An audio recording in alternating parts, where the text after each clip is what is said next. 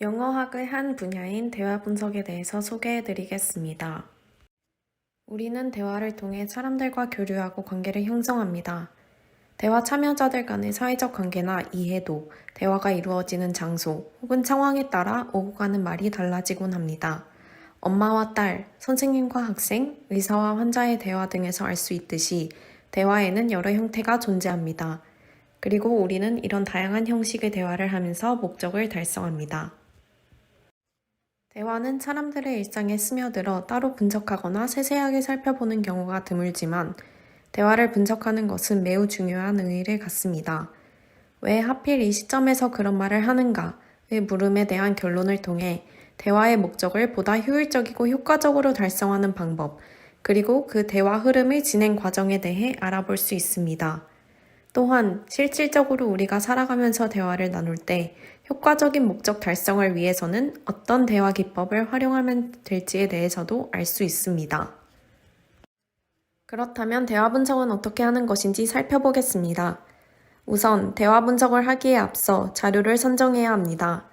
대화는 크게 두 분류로 나눌 수 있는데요. 하나는 기관 대화이며 다른 한 가지는 일상 대화입니다. 이름을 통해서도 알 수 있듯이 기관 대화는 특정 기관에서 이루어지는 대화를 지칭합니다. 병원, 학교, 뉴스 인터뷰 등의 기관에서 이루어지는 대화들이 기관 내 대화에 속합니다. 반면에 일상 대화라는 것은 일상 속에서 사람들 간에 이루어지는 대화를 말합니다. 가족들이나 친구들과 하는 일상 대화가 이에 속합니다. 두 분야의 대화 모두 분석 시에는 같은 절차에 따라 연구를 진행하게 됩니다. 자료 선정이 이루어진 후에는 대화를 전사합니다. 전사할 때는 게일 제퍼슨이라는 학자가 개발한 전사 기호를 사용하여 꽤 구체적이고 세밀하게 대화를 받아 적습니다. 특수 전사 기호를 사용하는 이유는 대화에서 미세한 차이가 큰 결과의 차이를 불러올 수 있기 때문입니다.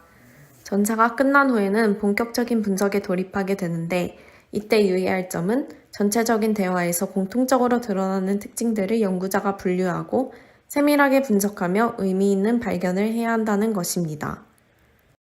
대화 분석 예시를 살펴보겠습니다. 병원에서 이루어지는 의사와 환자 간의 기관 대화입니다.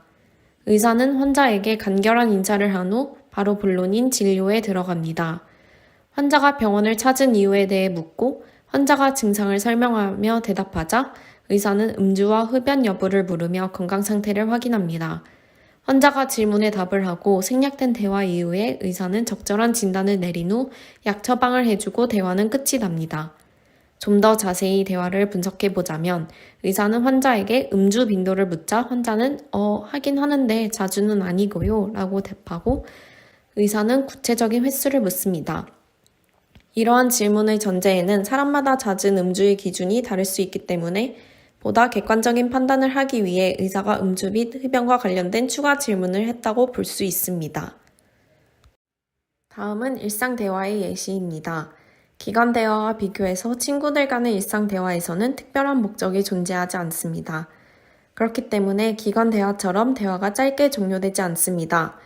이는 대화 참여자들이 맺고 있는 사회적 관계가 다르고 대화를 나누는 장소와 상황이 다르기 때문에 차이를 보이는 것입니다. 이처럼 우리가 사람들과 나누는 대화는 무척 다양하기 때문에 때와 장소에 맞게 대화하는 방법을 익혀야 합니다.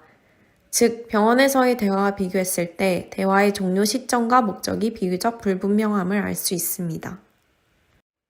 다른 예시로 학교 기관 내에서의 대화를 살펴보겠습니다. 학교에서 선생님과 학생이 나눈 대화입니다. 이때의 대화에서는 선생님과 다수의 학생들이 참여하고 있습니다. 선생님이 질문을 던지자 3명의 학생들이 답변합니다. 병원과 학교에서의 대화는 모두 기관 내 대화에 속하지만 매우 다른 특징을 지니고 있습니다. 의사들이 환자에게 질문할 때와 달리 선생님이 학생들에게 질문을 던질 때에는 질문을 통해 정보를 얻는 것에 목적이 있지 않습니다. 오히려 선생님은 질문에 대한 답을 미리 알고 있는 상태에서 학생들에게 묻습니다. 그리고 학생들의 답변에 대한 옳고 그름의 판단을 해주거나 피드백을 줍니다. 이는 대화 분석의 몇몇 큰 특징이며 실제로 연구를 하게 될 경우에는 보다 분석적이고 세밀하게 대화를 들여다봐야 합니다.